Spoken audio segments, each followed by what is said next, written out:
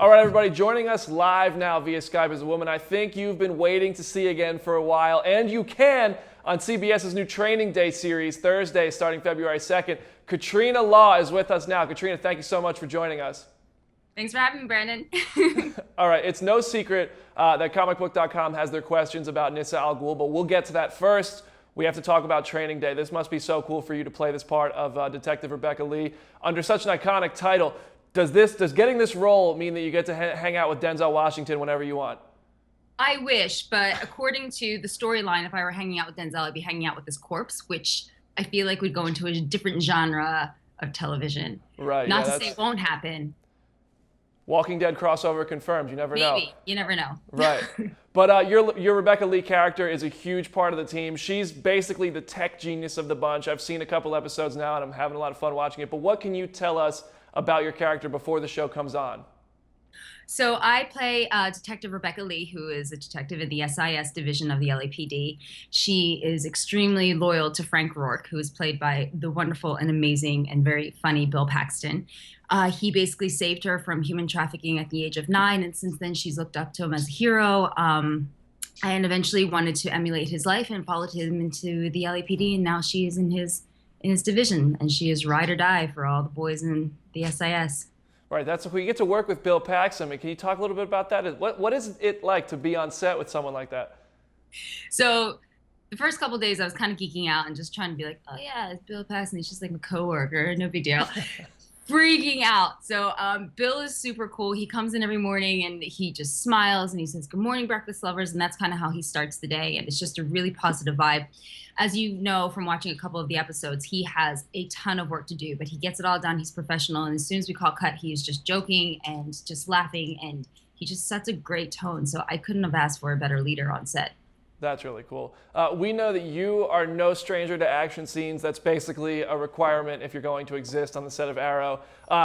Since you're the tech person here, you're the brains here. Does that mean you still might get a chance at getting into some of the brawls or maybe some chases on Training Day? Yes, very much so. I think the great thing about my character is that Rebecca Lee, even though she's on the computer a lot and doing all the tech savvy stuff, she's getting her hands dirty along with the boys and getting stuff done. What's the weapon of choice for Rebecca?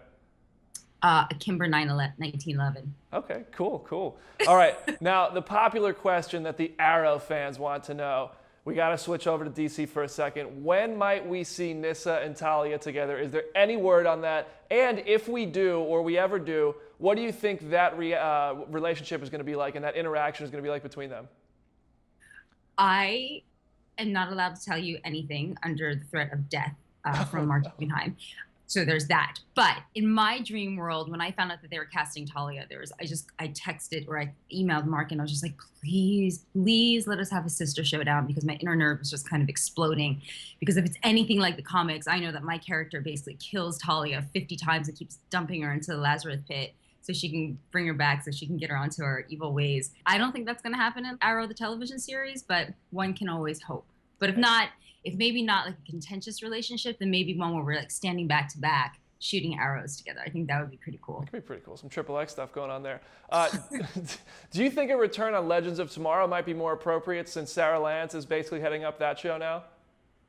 I think a Legends of Tomorrow appearance should be mandatory. That's what I'm thinking, because we need Sarah and Nyssa. We need the Nassara backstory of how they met on Lang Yu, and how she trained her, and basically how she found her on the streets, and what the introduction to Ra's al Ghul was like, and eventually how they fell in love. And I think people want to see that. I want to see that.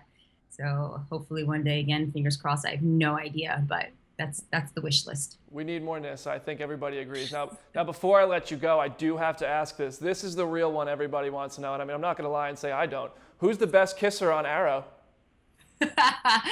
Katie, all day. Not that I've ever kissed Steven, actually.